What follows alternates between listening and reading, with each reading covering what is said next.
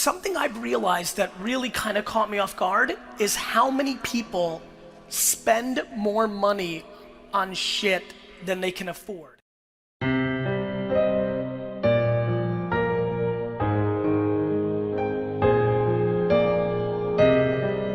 That's like a funny thing to say, but it's actually very basic. I'm actually talking about the amount of people that have emailed me in the last 6 months, because I've been on this rant lately of trying to get people to move back in with their parents at 30 and 40. Yeah, I'm hot on this. It's because there's this incredible thing. How many people here own their home? Raise your hands. The people that just raised their hands, 90% of people that own their homes don't use more than 50% of their home. They have 3 extra bedrooms that they don't need. They have a living and dining room and a fucking den and all sorts of shit. The amount of people who live in homes that they've extended themselves financially to afford that don't use half of that home is fascinating. The amount of people who are in debt so they can drive a car that has a logo on it that makes them feel better because that's keeping up with the Joneses or other people's judgment is fascinating to me. What I didn't realize was the fact that 35% of this audience wants their side hustle to be their careers, but the reason they can't is because they can't quit their job because they need their job to pay for dumb shit to impress people they fucking hate.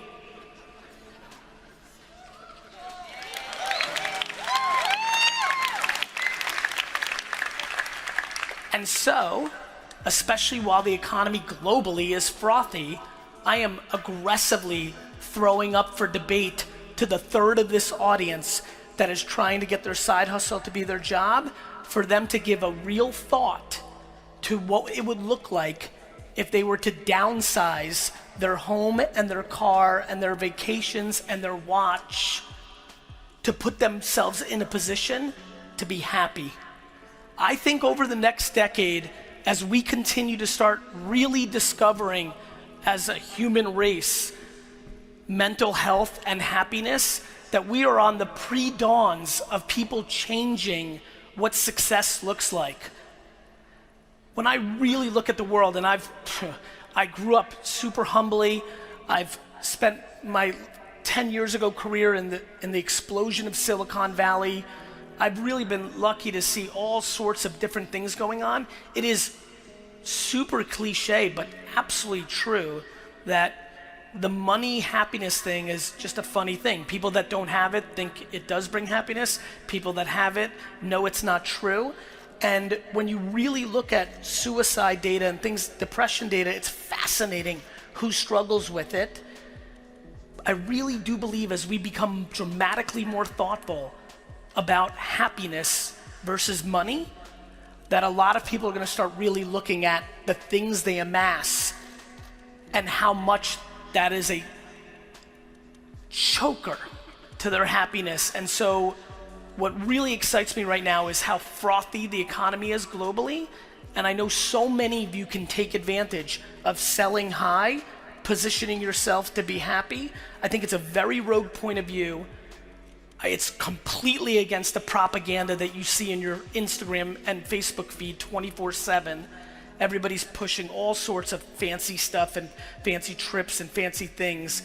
I genuinely believe that the majority of people here can dramatically put themselves in a happier place if they honestly consider downsizing things that they don't use. So just a random thought that I'm super passionate about. In a world where I'm asking you to create so much content, the fact that so many of you do not create content because you're so bent out of shape by the feedback in the comments section.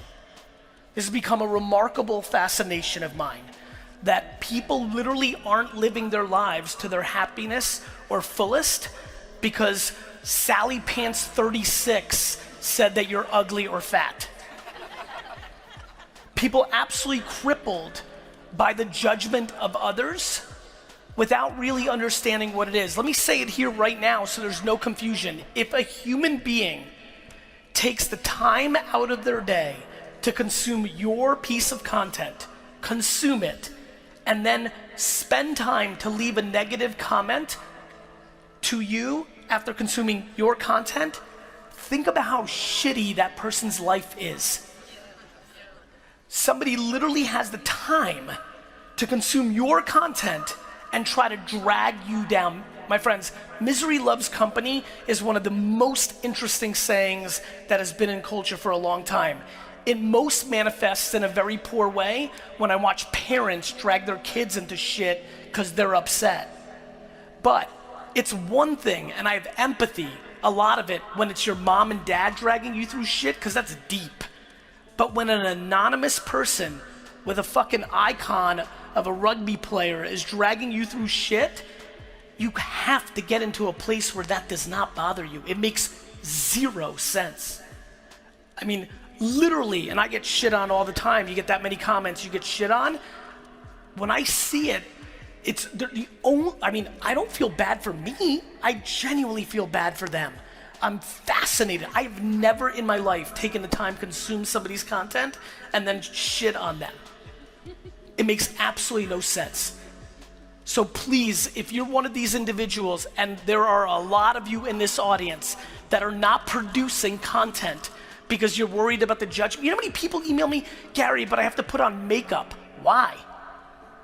Because your grandma told you when you were 7? But Gary, the lighting, why? You don't like the bags under your eyes? Good news, everybody has bags under their eyes. Like, there is an enormous amount of insecurity in the system that is stopping people from creating the thing that they want, and it needs to be talked about in a much bigger way. The judgment of others is a fascinating thing. Do you know how many people say to me, Gary, I don't think Facebook and Instagram, that stuff doesn't work. Yet in the other mouth, during that same dinner, all they talk about is how social media is fucking up the government or countries or the world. Literally, you're telling me that Facebook's powerful enough to change the global world and governments, but it's not powerful enough to sell some of your t-shirts or your landscaping business services? My friends, take it for what it is. We are all obnoxiously fortunate to be living through this era right now. What this era is, just to quantify it, is we are now at the maturity of the internet.